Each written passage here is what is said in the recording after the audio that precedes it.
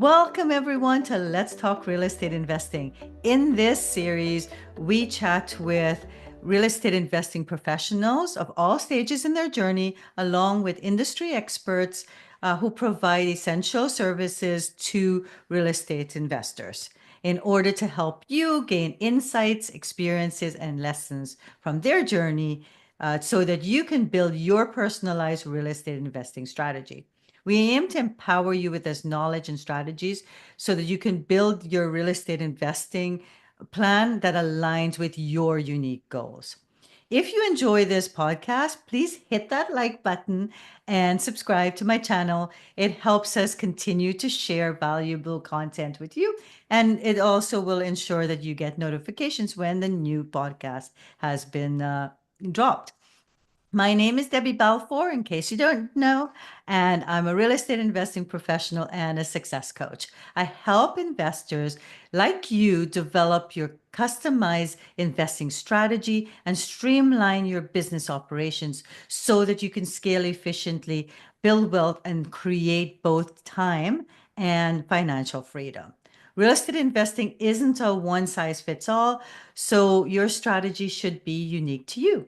Today, I'm really thrilled to have my guest, my special guest, Melanie Robinson here. Mel is a mom of two beautiful young ladies, and she's a savvy businesswoman who is passionate about helping others live their best life.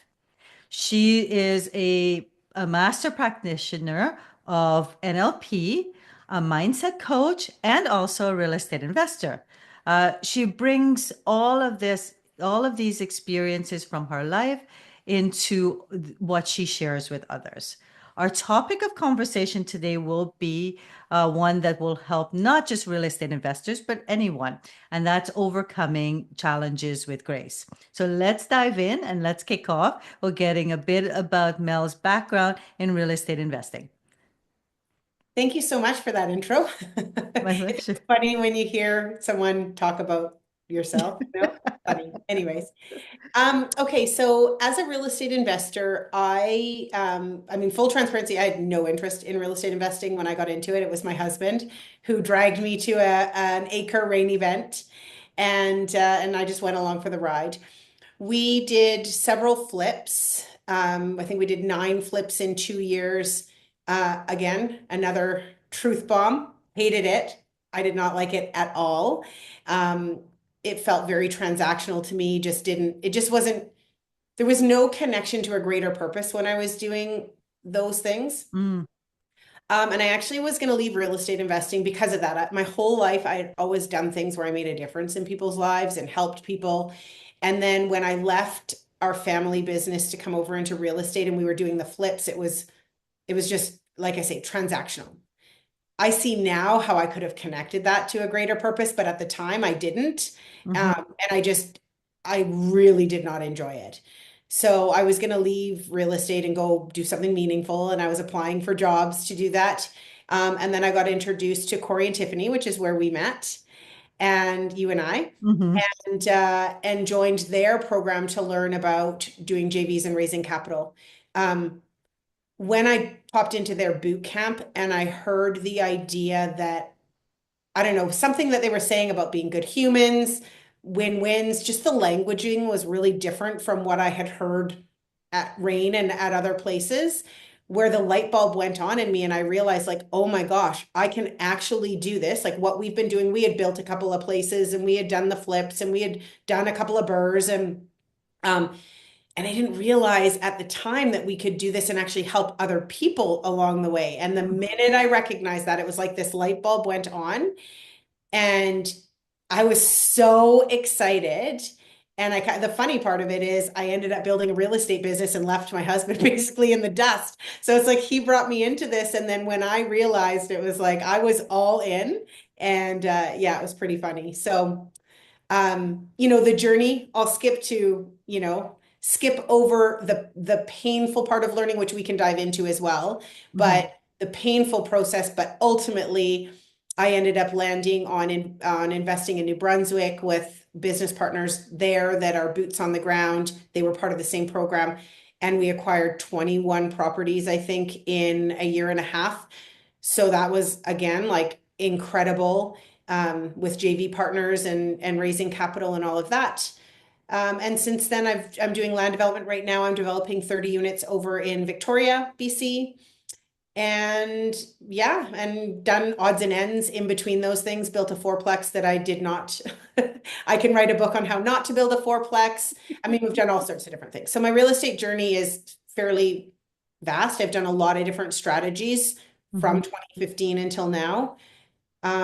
Yeah, so that's me as a real estate investor. Now, well, I think just in that little summary, there's some key nuggets that you spoke about. I think that in any business, but in real estate investing, you hit challenges. You there are things. It's not all glamour and glory and cash flow and money No, flying at you. And no, and you do no. need you need to have that passion. You need to understand why you're doing it. And that's why that's an important thing. That's why I talk about a strategy that is unique to you. Because Yeah, just because other people are doing something and making money from it doesn't mean that that's right for you.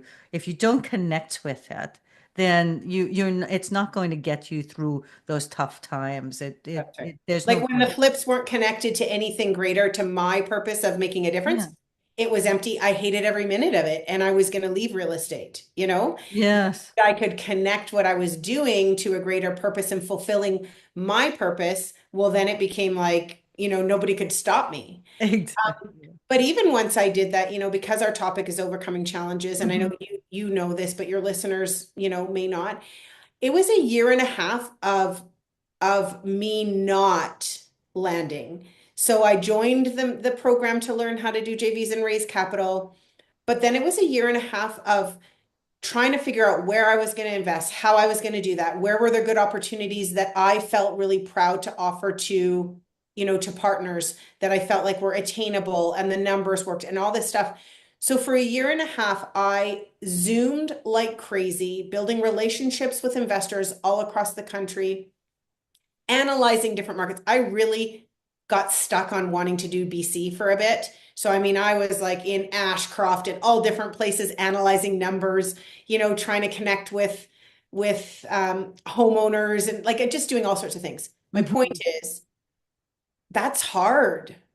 That's hard when you've invested money, you've made a decision, you want to do this, and yet you're not seeing the results. It took a year and a half before I landed on New Brunswick. And when I landed, which was Hmm. amazing. But that year and a half, I mean, I can remember my husband saying to me once, um, he meant to be, he did not mean the results were not appropriate necessarily but anyways, he was trying to be kind and whatever, but said, don't you think maybe it's time that you spent a little less time building relationships and a little more time trying to find a property for us?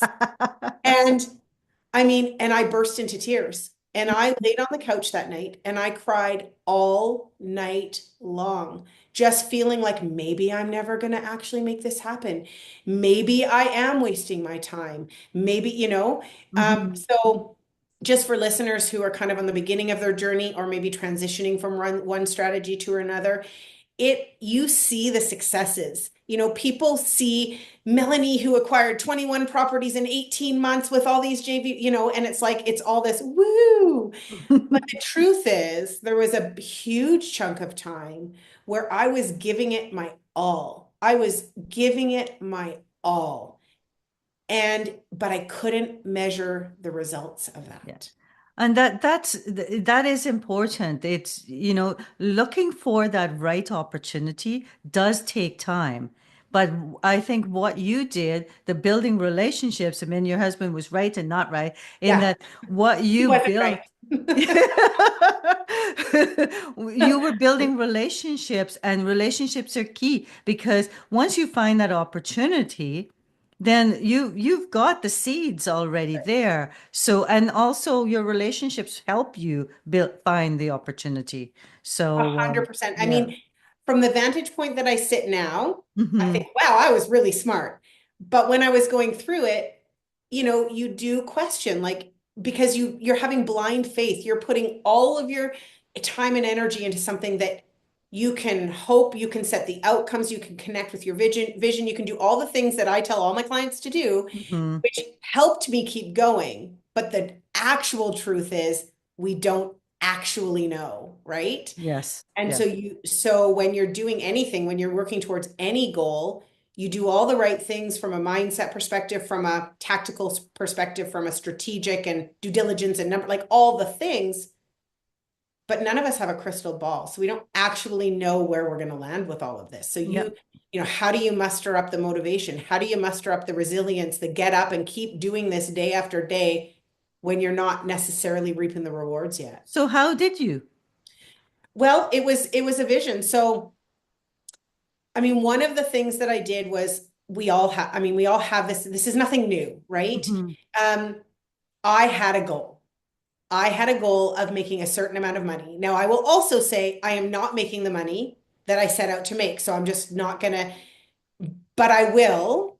And I still am super grateful for what I did. But what drove me was aside from the I wanted to make a difference, I was super jazzed about that. Like I was super fired up about realizing that I could help other people actualize their dreams while I was actualizing my own. Like that Hmm. was just that is a no-brainer. That was super important. But aside from that, I had a financial goal that I mapped out. Like if I got 40 properties and each one cash flowed this much, it would create this much when if I were to liquidate in 10 years, it would give me, so I'll give you numbers if I can remember them properly. I think everybody wants $10,000 a month. I mean, Hmm. now my goal has changed, but that's a very like common goal, $10,000 Hmm. a month, right? So I was like, okay, if I got 40 properties in New Brunswick and my portion of the cash flow for each one of those doors, really, it was $250, then that would be $10,000 a month. And if in 10 years I were to liquidate those 40 doors and I got $1 million in equity in my share and I private lent that equity at 12%, I would be getting $10,000 a month. So I mapped it like that, which made me, I didn't follow that to a T, but Hmm. it gave me a roadmap that showed me it is possible, right? Yes. And when I saw that it's actually possible, it's not just a pipe dream of going, oh, I want $10,000 a month, but it was actually something that I could work towards achieving. That also was very motivating for me. And so I held on to that. And I thought about it every single day. And I imagined how amazing it would feel when I accomplished it. And, and that's all part of like what I work with clients in the a piece that I think a lot of people are missing with goal setting is Hmm. an emotional connection to the actual outcome of having achieved it. Yeah. And the emotional connection to the outcome of having achieved it is what can give us the motivation right now when we don't have it yet to keep taking action towards achieving our goal. So that's a big part of what I do even now, like all the time. It's a part of my strategy with whatever I'm building or launching or raising or whatever. If I'm raising capital, I do the same thing. How amazing is it going to feel when I've completed that, you know? Right. And the emotional connection. Otherwise, like, how do you keep going every day, taking action, making calls, building relationships? It's not easy unless there's like something inside of you, right? Yeah. But I love what you said. So the goal wasn't just, you were very detailed with your goal. The goal wasn't just to, you know, to make money. Your goal was, this is how much money I'm going to make. This is how much per month. And, this is how, and then you figured out what would that look like Yeah. from investment perspective. So very detailed. And then you were like, you repeated, like you just kept visualizing what that life would be like and receiving that money. And Yeah. And and I knew that that was unlikely. Like I wasn't married to that would be the way. mm-hmm, But it was really exciting to realize that there was a way. And so if I could connect with, if it was possible, I was still open to, and I've had lots of other wonderful opportunities come my way. It's not like I was like this and wouldn't consider anything else. Well, for that Mm. 2 years, actually, I was. So that's actually not true. For Okay. that 2 years, I was like, do not talk to me about another opportunity. There's, I am laser focused. Mm-hmm. Is it, which is an important piece that I don't really think about very often. For that 2 years when we were acquiring, you could have dangled the biggest carrot in front of my face. And you knew me at that time. I mean, Mm-hmm. I was focused, right? Um, Yeah. but I also knew that, 40 properties, 200, like, is it really going to actually unfold exactly that way? Probably not. Mm-hmm. But I knew it was possible when I mapped it out so clearly, right? Yeah, definitely. Yeah. And I like what you just said. I think that's another thing is that um, you can look at it, but don't be so laser focused because Yeah. maybe think about that you want to achieve the 10,000 per month. And if other opportunities come in, well, how is that opportunity going to help you achieve that 10,000? That's right. And that's always the question. It's Yes. always, is this going to move me closer to my goal or not? Because in the real estate world, as you know, and as all of your clients would know as well, or students, Mm-hmm. um, there are so many possibilities in this world of real estate investing. And it's a fine line and a juggling, a balancing act between being open to the possibilities, but not getting distracted by shiny object. And like, how do you draw that line between being open? But I mean, so many investors spend so much money, learning different strategies and then hop around at the possibility of all of them and don't take action on any of them. Exactly. So they get overwhelmed with That's right. the amount of strategies that are there, and that's what's important. And I like what you getting back to what you said. You need to connect to it. You need to connect to it from a like this is something I like doing. You need to connect with it from is it going to help me achieve my goals? You need to connect to it from a life purpose Yeah. perspective. Yeah, Like there's so many layers to it if you really want to create success. And yes. and yeah, I mean it's really easy to get distracted and it's understanding like when that's what I knew there's something on my mind that I was like, what was it that I was thinking when you were talking? I always say to clients, it's what's the next thing? See, I think also real estate investors feel like when they're choosing a strategy that they're marrying it for the rest of their life. And so they feel this pressure to like figure out the best Oh, strategy, strategy. right? And it's like, it's not how I view it anyways. I mean, I Mhm. did flips. Then I decided that wasn't for me. Then I did JVs. Then I decided that was enough of that. Like, I don't want 500 doors in New Brunswick. Yeah. Now I'm doing land development. I'm doing my coaching. Like, I have changed over time. It's like, and so what's the next thing you want to do? And don't think you're going to do it for the rest of your life. It doesn't work. If it doesn't work for you, if you don't love it, well, guess what? Lucky you, there's 5 million other options. Definitely. And then also the time in your life defines the strategy that you're That's doing. It right. could be that you've got young kids, but then in 5 years, those kids are now, teenagers. They don't need you anymore. They can go off or like mine are no longer living at home. So, Yeah. so you've got more time or you've got more money or, all of those kind of things. Yeah. So definitely, yes, you're not married to it, but pick something now That's right. that resonates Otherwise, you'll with be you. analyzing for the rest of your life and you'll never take action. Move forward. Yeah, Yeah. that is so true. Yeah, Yeah. I love that. So, Mel, just quickly, one more thing on the real estate investing perspective, and just for everybody out there, like, what did you end up? You said that you work with JV partners, but what was your role? So my role has almost always been investor relations of some kind. So raising capitals, finding our JV partners, nurturing those relationships, doing my best to make sure everybody's feeling comfortable. So it's always the people side of things because that's the piece that I love, right? Mm-hmm. So in my own investing here in BC with my husband, yeah, we're getting dirty doing renos and whatever. That is not what I love. It just makes sense when I'm local. Yes. What I really love is people in relationships and connection and helping people achieve their goals and dreams. And so I have found a way to be able to do that with most of my real estate investing journey, and I love it. Awesome. So that just shows like you don't have to be the one like swinging the hammer and Right. doing that to be a real estate investor. You find your unique niche and, Yeah, and you know what I've learned over time, like let's look at my partnership in Victoria as I think it's a great example.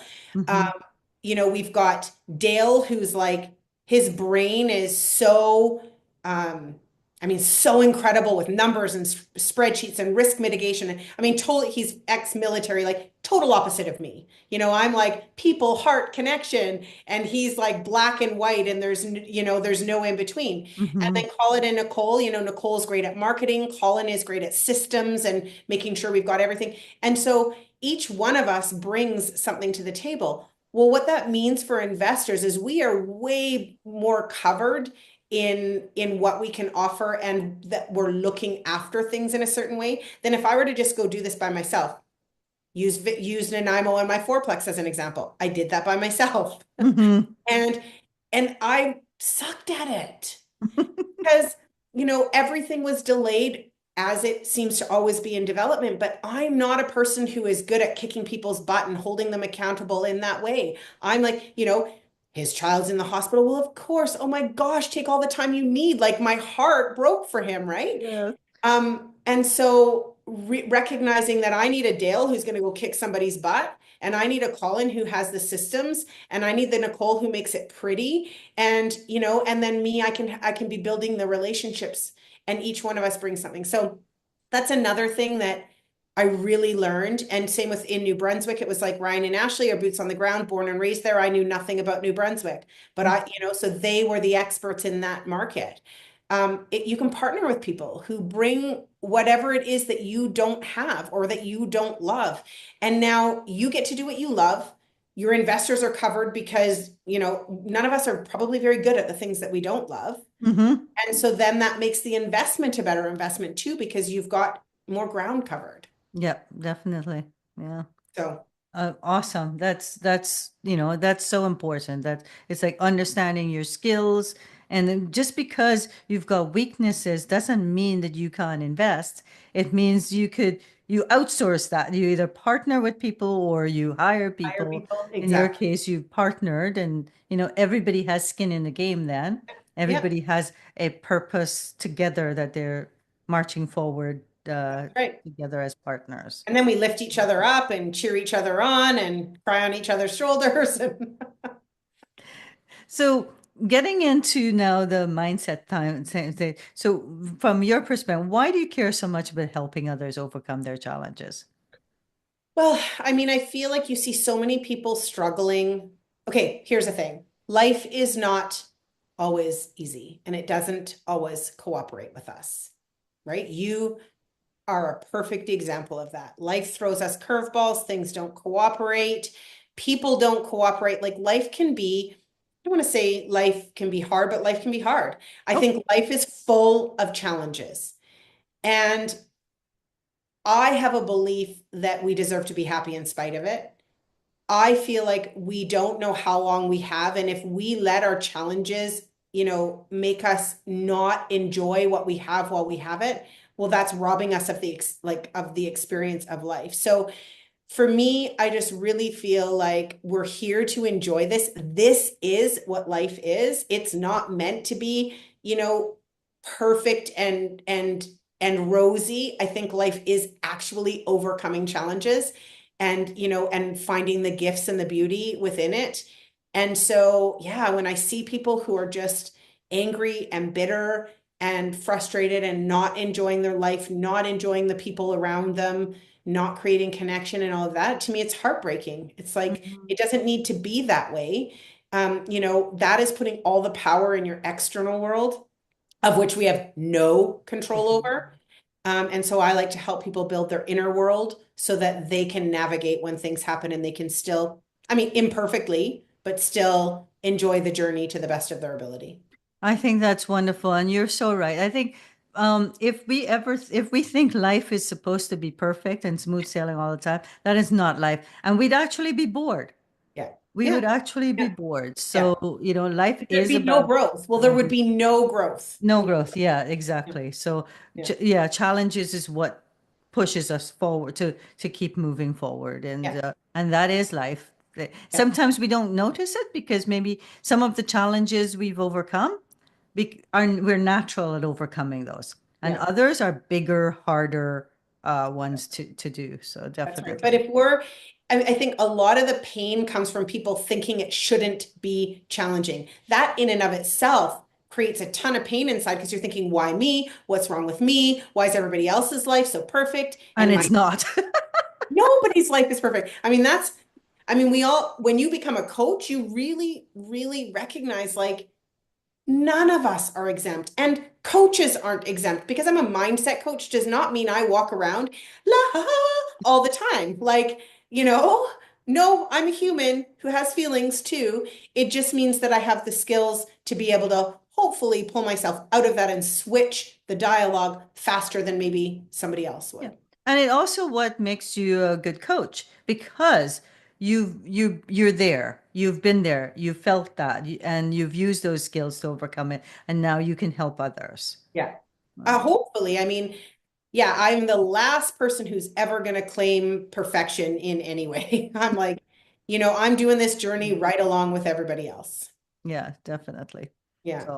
So what are some techniques you use to overcome challenges?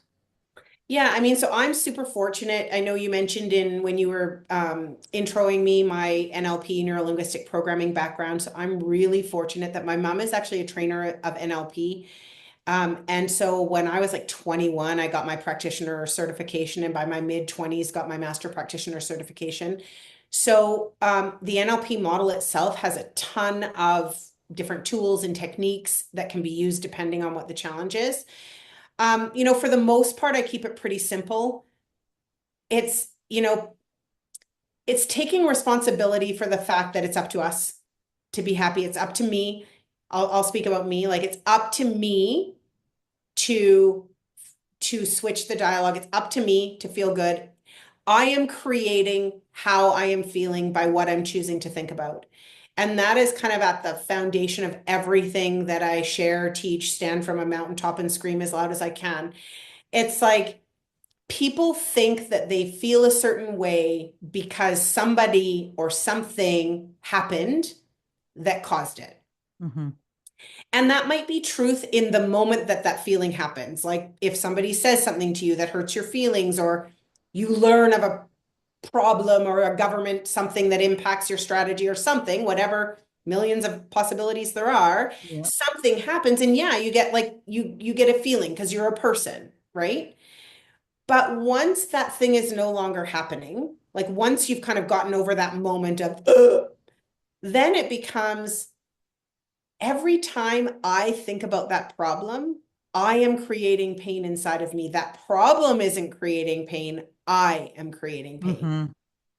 So being really aware of the fact that what I choose to think about causes my brain to release chemicals to my body that literally create how I feel, that then creates how I show up in the world, that then creates how, my interactions and my relationships and my success or not, and all of that.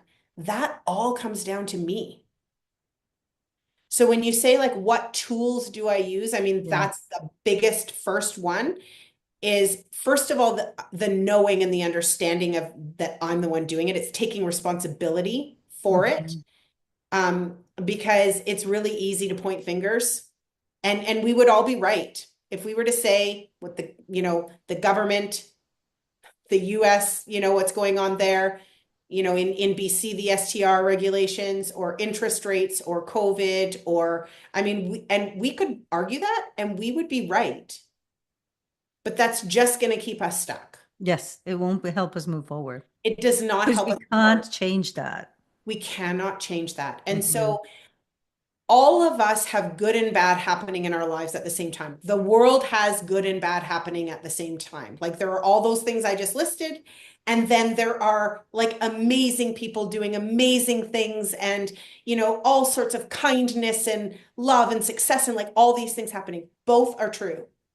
Where I choose to focus my attention is the only thing that dictates how I'm going to feel. So if you're facing a challenge, you can focus on the pain of the challenge all you want, and you will be right. Hmm. but you will feel miserable and you will be in pain. And then you will not be able to show up the way you want to show up. You won't be able to connect with the people you love. You will not be able to build a business. Like you just won't be able to. Or you can very purposefully decide you're going to focus on all of the things that are working, all of the things that are possible, all of the gifts and blessings in your life, focusing on gratitude, focusing on, I mean, I always think like I'm here, and if my arms are like this, here's the bad, here's the good. I get to choose which way I'm going to look, and which direction I look in is going to dictate my experience of life. Yep. It's like riding a bike, right? Yeah. The direction, if you're looking at that post you try to Yeah. You're avoid, gonna, you're gonna that's hit right. it. That's right. Yeah. And So, so it's so simple, yet not easy all the time. no, oh yeah. Because there's that always there's always that pull that doesn't matter when you're trying to go the positive route. There's always that pull to Yeah. go the negative, Yeah, side. so I do, like as an example, I have a morning practice of meditating every morning. And I do that very specifically to start my day in a certain mindset. To like, I imagine, the level of stress starts at a much lower level, so I can take a lot more before I'm gonna, you know, Yes. lose my stuff. Setting my intention for the day, like really getting clear on who do I want to be and how do I want to show up. Like I Yeah. start my day from that place so that I enter the world. And again, I'm not perfect at it. And I Yeah. just had months of not doing it because I lived in an environment that was not conducive. Like, I was sleeping, living room, bedroom, kitchen, office in the same room. And so I couldn't get up and meditate because my husband and my dog were sitting right there snoring. Like, Yeah. you know, sometimes life happens, but you make choices, like you figure out, here's the thing. The first thing you have to decide is you want to be happy. You want to feel good and you want to Yes. like that's number one. And then if that is what you want, then you make choices in order to lead yourself there. And that is how you overcome challenges. It's like, yeah, life is hard. Yeah, you're facing a challenge right now. 100% yes. And if you wanted to stay miserable, you could and you'd be right. And sometimes we kind of want to do that for a little bit, and that's okay. Yeah, because we need to recognize that Yeah, you feeling. can't, it isn't healthy to just, blast past. Ignore it. Yes. But there is a fine line. It's like you acknowledge it, you allow yourself to feel it, you kind of get the learnings from it. I just had an experience this last week of like a not comfortable experience, a lot of pain. I was in tears. Then I had to like figure out what was going on. What are the gifts? What am I learning? How can I grow? How can I, and that came through meditation, through a lot of thinking, analyzing, whatever. And now I feel great. And I feel like empowered. And I feel like it was a gift and it was perfect. And it all happened exactly as it was meant to. I didn't Hmm. start that way.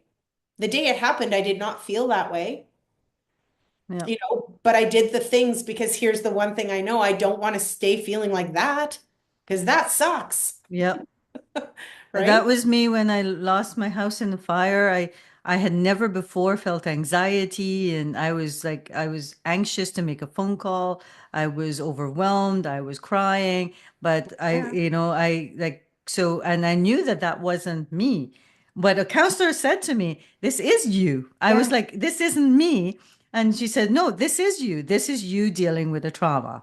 Yeah. Right? But Yeah. at the same time, I did not want to stay there. So I knew I had to, okay, I have to rebuild my house. I have to get a job. Or I have to, I have to move forward. So, I couldn't, it's done, it's dusted. I can't do anything about it. But now, how do I make myself stronger? How do I get out of this feeling? Debbie, you were amazing. I've told you this before. Like you are the epitome of how to overcome a challenge with grace.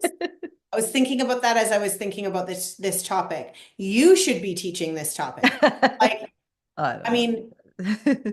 you are incredible. You made a very specific choice. And yeah, of course, you had some time where you were falling apart. It would be crazy. And I think there was something wrong with you if you didn't, right? Oh, well, my house burnt down. La di da. I lost my job. Like, no, that there's something wrong if that's how you responded. But the way you decided to navigate that absolutely amazing. Like absolutely amazing. You should be so proud of yourself. Oh, thank you. I am proud. Yeah. But it like you said, it was a decision I had to make. I could stay here feeling Yeah. like this, and I didn't like that. That was very uncomfortable for Yeah. me Yeah. because I'm a positive person. Feeling sad and depressed and Yeah. overwhelmed, that did not sit well with me at all. So I No. had to figure. I was like, I have to get out of this. Yeah. So I And have then to it's like figure a way how? forward. And Yes. that's the difference. It's like, okay, here's how I'm feeling. Here's how I want to feel. I might not even know how to get from here to here, but the key is that you want to, and then you're going to be looking for different things that you can do. Exactly. Even Yeah. if it's, I mean, not even, but like walking in nature, for me, anyways, is incredibly powerful. Mm-hmm. Listening to the sound of the birds or just stopping and looking and going like, wow, it just takes you out of that problem state. It has your brain release different chemicals to your body that puts you in a more resourceful state to then go and do whatever it is that you need to do. Yeah. And that's right. So it's that's a very simple technique you just said is that like just go out for a walk and appreciate what you have, Yeah. like what Turn on there your is favorite outside. song and dance around and act like if you think of it from the perspective of here's a visual that I have. Mm-hmm. Um, I have a visual of this is weird, but I do. Like a vitamin Monday, Tuesday, Wednesday, Thursday, Friday, Saturday, Sunday, like that Mm-hmm. plastic. I imagine it's in my brain, flipped over. So the tabs are opening down. Okay. That is like the dispensary of chemicals going to my body. And I am in control of opening the tabs based on what I'm choosing to think about and what I'm choosing to do. Right. So Yes. if I choose to sit and wallow in the pain and think about how this person wronged me and all these different things, then I am flipping a tab. Mm-hmm. It has a certain chemical going through my body that has me feeling in a certain way. If I go for a walk, I turn on my favorite song, I go cuddle with my dog, do a meditation. I mean, these aren't complicated things. No, they're simple. They're very Very simple things. simple things, but they flip a different tab so that a different chemical is going through my body. Does it Mm-hmm. solve my problem? No. But does it put me in a more resourceful state so that maybe I can come up with solution, that I can think of possibilities, that I can make that phone call, that I can do that thing? Absolutely, yes, it does. Yes, that totally makes sense. Yeah. Yeah, Because you still have to do it, but it puts you in a different mindset when doing it, and that's so right. that you can then feel strong enough to go forward. And guess what happens when you're feeling stronger and feeling better? You get better results. Because if I am on the couch crying in my misery and pain, and I pick up the phone to make a connection. I mean, there's nothing wrong with being sad and down, but like, am I going to have the same results? Yeah, You're no. just, you're not, right? You certainly can't go raise capital, find JV partners, do land development, do all these different things from that place. You want to show up as the best version of yourself. I think of it as shining my light. Like, I want to shine my light. I want to go out and be the best version of me. And when I go out as the best version of me, that means people are more drawn to me. People want to have a conversation with me. People will smile at me on the street. Like, you just get better results. Definitely. Yeah. Yeah. Yeah, I Yeah. love that. I loved you were talking about put on your song and like dance like and I was picturing it. Yeah.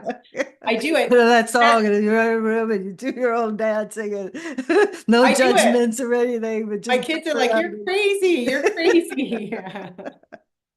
It feels good. Like, why not? I mean, I remember I don't know, somebody before had said something to do to that instantly makes you feel better, and it's to go yes. yeah. And you Yeah. can't help going yes without a smile. It's like Yeah. it kind Well, of you know what's pulls them. interesting? If you think about a problem, here's a really cool thing. I mean, there's so much that we could talk about, but your Hmm. physiology is connected with how you feel as well, right? Hmm. And I didn't talk anything about the NLP model of communication. And there's a diagram that I call the head, which explains how we work. Hmm. And it's very powerful. But at the end of the day, what we're thinking something happens in our outside world, we run it through our own filters, we make meaning of that thing. That thing didn't actually mean anything until we made meaning of it based on all of our life experiences. We Mm-hmm. make meaning of it, it creates how we feel, and then that shines through in our physiology and our behavior automatically, okay? So your physiology is automatically connected with your internal thoughts, automatically. So when we have a problem, we naturally have a physiology that is more like slumped over, head down. It's the what our body wants to do when we're thinking about a problem. Mm-hmm. If you think about a problem, and listeners can do this like on your own, but if you think about a problem that you have, not a big one, please, but like a problem, and you like sit and you hunch over and you think about that problem and you really think about it, you can feel the problem. Mm-hmm. If you then stand up, put your hands in the air, look up and put a smile on your face and think about the problem, you cannot feel the same way because your physiology is connected to your inner world. So Yeah. there's a really great Peanuts cartoon that shows that as well. But like, so that's why that yes feels good because your brain, it breaks the neurological connection between physiology and how you're feeling. So it's not complicated. We just have to decide we're going to do it. Yeah, definitely. So just to kind of wrap up, or we could talk forever. I know. But what would you say to people that think that all this positive mindset is hairy fairy stuff? Well, I would just say think about all the things I've shared. I mean, it's neuroscience. There's neuroscience to back it up. It's brain chemistry. It absolutely dictates your experience in life. Hmm. And I mean, to me, it's the furthest from airy fairy. It's like if you want to have a happy, good life, then you have to focus on these things. Definitely. And I would say just try it. Like Yeah. before Yeah. What do we you got to say lose? that, try Yeah. it yourself Yeah. and then say it doesn't work.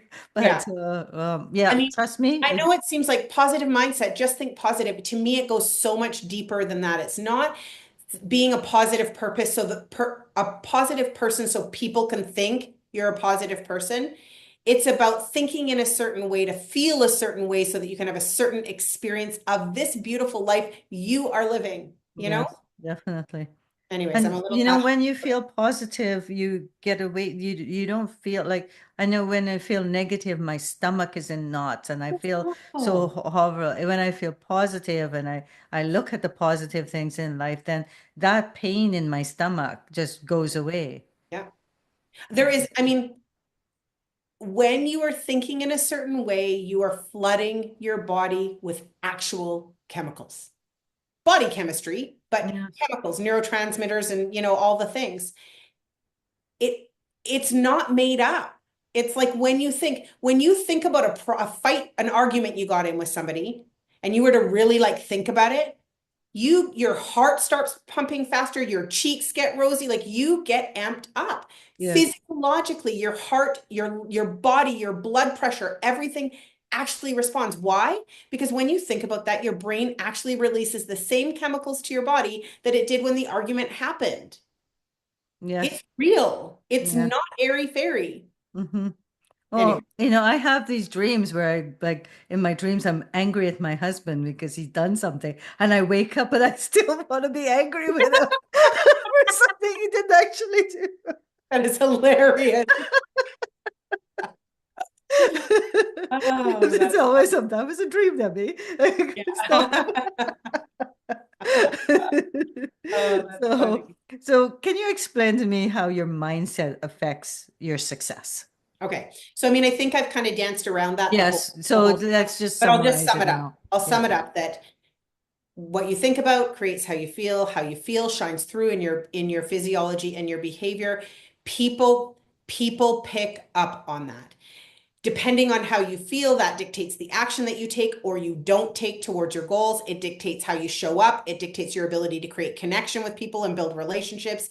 It dictates everything. People work really hard. People will think, I want to change something, and they try to change their behavior, but they don't change anything that's going on here. They just try to change their behavior. And then it's very, very hard because all of this, everything that's running in here, is Control. actually driving it. Whereas when you change what's going on in here, the behavior naturally changes. How you show up in the world changes. The way you interact with people changes. The action that you are willing to take changes. The fact that you'll go to networking events, or you'll attend that Zoom call, or you'll sign up for that course, or you'll hire that coach. That's all starts in here. Yeah. So it's absolutely connected. Yeah. That totally makes sense. It's true. I know of people, I had a director and then VP in my corporate job that always talked about, better EQ, right? But Yeah. like, Emotional. but Yeah. he was always trying to train himself, etc., but he never could. Interesting. So he had some greater healing to do. Some, Yeah, exactly. Because I mean, he never changed here. It yeah, was all about techniques and, surveys and like these kind of things, but he never changed here. yeah. And maybe he didn't connect the dots between, like, you have to have a deep desire to feel good inside. I mean, Yeah. that is kind of step number one. If you don't have a deep desire to feel good, you are not going to do any of this stuff. Like, Hmm. why would you? Or for him, I think it was help like connecting with others. So his emotional intelligence. So Was both. yeah, Yeah. exactly. Yeah. Like no matter how much he tried to, say he was going to do things and change things, or that emotional intelligence wasn't there. Yeah. Like Yeah. So the connection with self, it's like he wanted to do the things, but he never looked inward to make sure yes, it was exactly. necessary to do First. the things. Yeah. Yeah, Yeah. so Yeah. definitely. Yeah, but I love that. So, today's is all about you, your mindset. It isn't about, like actual tools and processes. So, and I think that we can't get there until we fix that mindset. So it Yeah. doesn't, you understand your mindset, you understand you're able to do that, then you can then move forward. Opportunities, as we talked about, will start coming to you Mhm. once your mindset is there. Well, and if you're taking the courses, you have the coach, you have all of that, and yet you're not taking action, there's a reason. There's a reason. That's what started me in the mindset coaching for real estate investors. Because it's like, I took the course and I was taking action. I'm looking at all my classmates who are like taking the same course and they're not doing the things. And it's like, oh my gosh, you just spent $10,000 on this course. Like, let's do something. And I did, lack of confidence, fear, anxieties, imposter syndrome, like overwhelm, all of the things that people were experiencing, that they had the book smarts, like they knew how to do the strategy, but Mhm. they couldn't get out of their own way to actually do the things that were required. And that's where my mindset coaching for real estate investors. Yes, Yeah. that's it. So, thanks so much, Mel, for all of this. What's next for you? I know you're heading in a new direction with your coaching, so tell us a bit about that. Oh, I'm so excited. Um, I am just in the final stages of like designing the program, but I'm going to be launching a new group coaching program. And it's for midlife women. So I haven't said this to anybody yet, but I'm pretty sure it's going to be called The Next Chapter, A Midlife Awakening. So Oh, I like it. yeah, this is for, like, I am her. I am, the perfect ideal person for this. So here's the deal.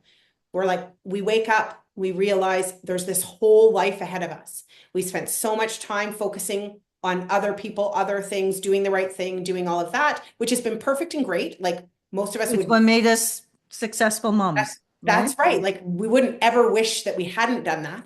But Mm-hmm. now it's like there's this chapter ahead. And on one hand, it feels like we have so much time, like so much time, meaning enough to like revamp ourselves, redesign a whole new life. But at the same time, there's like a sense of urgency that there isn't also a lot of time. So now's the time. Mm-hmm. And so, so many people, so many women, midlife women who are, and I have a whole story behind why and how, and the fact that I threw my whole life in the air and changed everything. And instead of it being a midlife crisis, I really thought it was a midlife awakening. It was like, I woke up and it was like, I need to live my life the way, fulfill my purpose and be, anyway. So I'm going to help women, clarify their purpose, live a purposeful life, define who they want to be, how they want to show up, get excited and inspired again, and create a beautiful next chapter in a group coaching format. And I Oh, I love cannot that. freaking wait. I love that because you can look at these things in from two perspectives. But I didn't start investing in real estate until I was 50. Yeah. That was my awakening. I was like, oh, like this is time I'm doing, and and then my coaching, I'm so I started last year. Well, I started my coaching business last year. So at the age of 55. So it is never too late to I think redefine yourself. I think this is the most beautiful chapter for us To as do women, it. Yes. where we are much more wise, we feel more empowered, we have more time, Time. Yeah. or like all of it. It's like all of the stars have aligned and led us to this moment where now it's our time to shine. Like I think it's a beautiful, exciting, amazing Mhm. time in our And I life. think at this time in life, because we've lived so much of life, is we can say, screw it. I'm not Yeah, doing what everybody else wants me yeah, to do. I yeah. don't care what anybody Been thinks there, about done me. that. Wrote the book. Yeah, exactly. I don't care what anybody thinks about me. I'm going to do this for me. And if you are in my tribe and like me for who I am, then come along on my journey. We all came here with a purpose. Like I know that I mean, probably every person, but I'm going to say every woman, there's like something in them that they know there's something out there for them. They know there's something more. They Hmm. know it. It's like just having the courage to actually do it. And that's what I just want to inspire women to do. Like I want to say, now is your time to shine. Let's go. Like, let's go. For me, it was coaching. I've always been a teacher at heart. Yeah. For 10 years, I actually taught catechism Oh, to, wow. Yeah. for kids at church. And then in the last 2 years, because of everything I was going through, I had stopped. And then I'm back to teaching them again. So Wow. that gives me joy, Yeah. teaching kids. And I love, like, I always, throughout my career, like, I always picked up, like, whether it was my role or not, I was always helping and teaching others. So for Yeah. me, that was always my passion. And that's And why, so you're totally fulfilling it. yeah. So That's amazing. that's what keeps me going. It's like, Yeah. I love that. I love that. definitely. Do you know how many women I talk to when I say, like, your identity, who are you? Like, who do you want to be? How do you want to be described? Haven't even thought about it. Like, so many women don't know what lights them up anymore because they haven't thought about it. Like, they haven't Mhm. thought about how they want to be described. How do they want to show up in the world? What lights them up? What makes their soul sing? They haven't thought about it because Oh, they've been just so busy doing life. so So, women out there, as you're listening to this, what your takeaway from this is, start thinking about this. yeah, you What do you want to deserve do? that. What makes you sparkle? Yeah, it's what are Yeah. things you keep being drawn to, but you push it Go away? do it. Go do it. Now is your time. Yes. And be the authentic you. Yeah. Yeah. Yeah. So, Yeah. thanks so much, Mel. I really appreciate this. Thank I know you. I've been bothering you to do this for a while because you're one of my favorite people. Oh, you're And so sweet. you And always thank have you, so by the much. way, for yesterday's comment on International Women's Day. That was Oh, like, oh my gosh. Honestly, what an honor. Like you made my day, week, month, year. oh, that's good. Well, you are a very strong person, and I love that you can be vulnerable. And that shows your strength because you can be vulnerable, say what you're going through, and then say how you're overcoming it. And I Well, think that's wonderful. And that's so much that people can learn from. So, how can anybody get in touch with you, Mel? I mean, I am kind of everywhere, but Facebook and Instagram are the two places that I'm on most. Facebook, I don't have a business page. It's just me, Melanie Robinson. On Instagram, it's Melanie double underscore Robinson. Those are probably the two best places. Email me at success@melanieRobinson.ca. And they can also reach out to you to find out more about, are you still raising capital for investment in Victoria? Victoria, yeah, we're doing some capital raising right now. We're actually doing an equity offering right now, which is really exciting as well. So, yeah, if anybody ever has any questions about, my journey in real estate or is curious about any of my projects or anything like that, I mean, I'd be thrilled to have a conversation. Awesome. Yeah. Thank you so much and have a Thank wonderful you. day. Thank you. You too.